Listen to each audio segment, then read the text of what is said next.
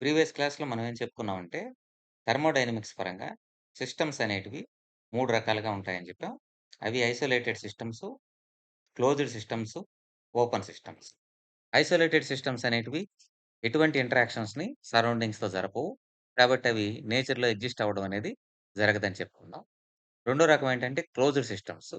ఈ closed systems అనేటివి సరౌండింగ్స్‌తో ఎనర్జీతో ఇంటరాక్షన్ జరుపుతాయి.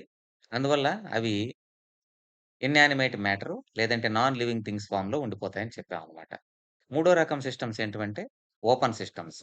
ఇవి సరౌండింగ్స్‌తో ఎనర్జీ అదేవిధంగా మ్యాటర్ రెండిటితో కూడా ఇంటరాక్షన్ జరుపుతాయి. అందువల్ల ఇవి లివింగ్ ఆర్గానిజమ్స్‌గా ఎవాల్వ్ అయ్యాయి. అదేవిధంగా వీటిని ఏమంటామంటే యానిమేట్ థింగ్స్ అని కూడా అంటామనమాట. వీటిలో మనం తీసుకున్నట్లయితే క్లోజ్డ్ సిస్టమ్స్ అదేవిధంగా ఓపెన్ సిస్టమ్స్ నేచర్‌లో ఎగ్జిస్ట్ అవుతాయి. రెండోది క్లోజ్డ్ సిస్టమ్స్ అనేటివి non living things. Open systems అనేటివి లివింగ్ థింగ్స్. ఇప్పుడు లివింగ్ థింగ్స్ అనేటివి నాన్ లివింగ్ థింగ్స్ నుంచి ఎవల్యూషన్ జరిగిందని జెప్పి మనకి తెలుసు. మరి దీనికి ప్రూఫ్ అనేది ఎక్కడుంది మనకి? నాన్ లివింగ్ థింగ్స్ నుంచి లివింగ్ థింగ్స్ వచ్చాయనే దానికి ప్రూఫ్ ఏంటి అనంటే మనకి వైరసెస్ అన్నమాట. సో, వైరస్ మీ అందరికి తెలుసు. వైరస్ అనేదేంటంటే సెమీ లివింగ్ ఆర్గానిజం అనమాట. సెమీ లివింగ్ ఆర్గానిజం అంటే ఏంటనంటే ఇది తనంతట తాను జీవించజాలదనమాట. అందుకని దీన్నేమన్నామంటే సెమీ లివింగ్ ఆర్గానిజం అని అంటారనమాట. So, viruses are connecting links between non living things to living things. అంటే నాన్ లివింగ్ థింగ్స్ నుంచి లివింగ్ థింగ్స్ వచ్చాయని జెప్పి మనకి వేటిని ఆధారంగా చేసుకొని చెప్తారు అనంటే వైరస్‌లని ఆధారంగా చేసుకొని చెప్తారనమాట. అదేవిధంగా viruses are semi living organisms.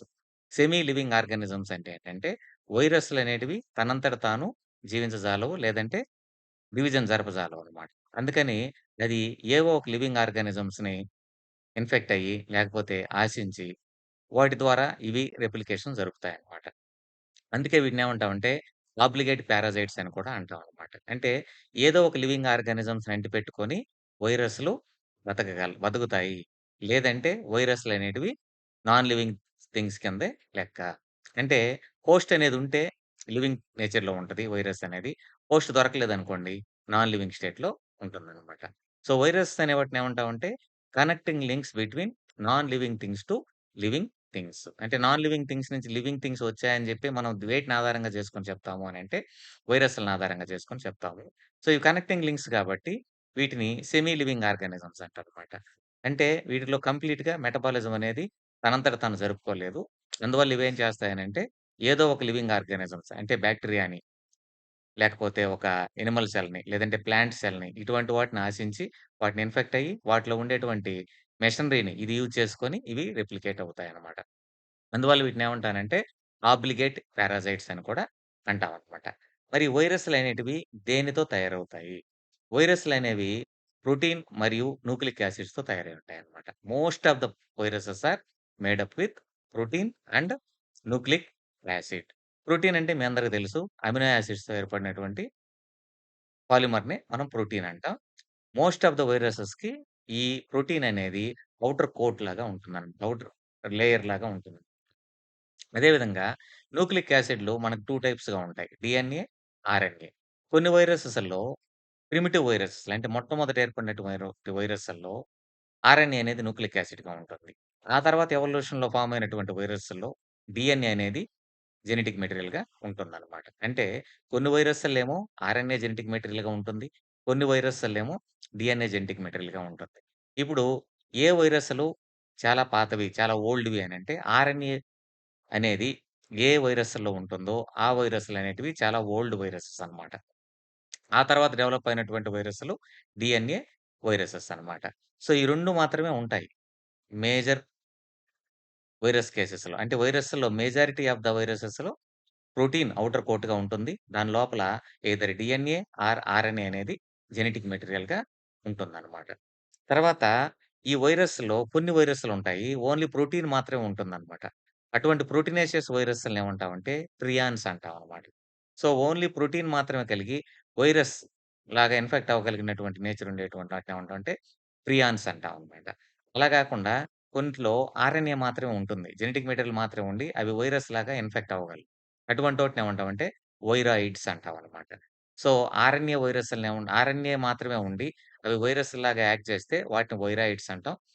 అలా గాకుండా ప్రోటీన్ మాత్రమే ఉండి, అది వైరస్‌లాగా యాక్ట్ చేస్తే వాటినేమంటామంటే ప్రియాన్స్ అని అంటామనమాట.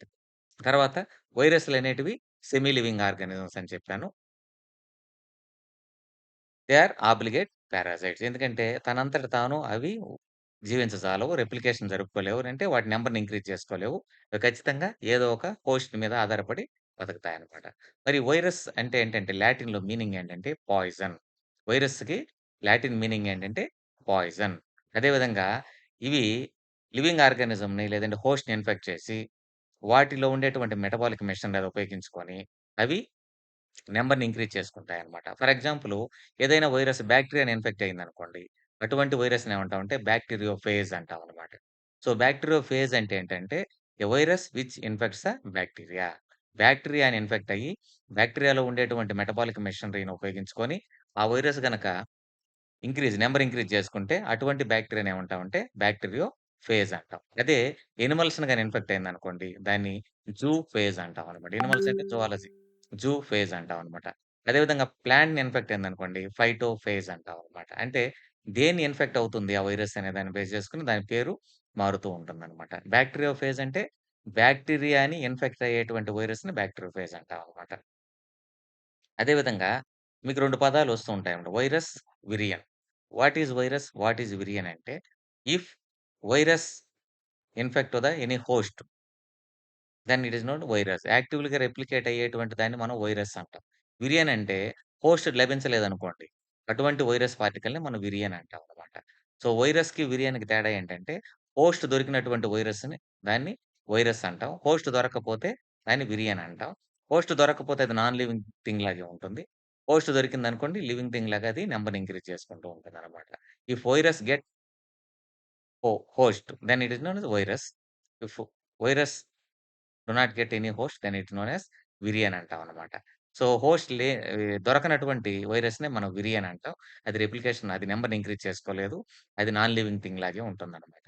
ఒకవేళ వైరస్‌కి గాని హోస్ట్ దొరికిందనుకోండి, దాన్ని మనం ఏమంటామంటే వైరస్ అంటాం.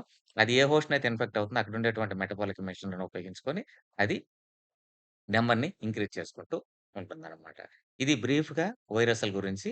అండ్ వైరస్ అనేదేంటంటే మనకి connecting link between non living thing to living things అన్నమాట. ఓకే.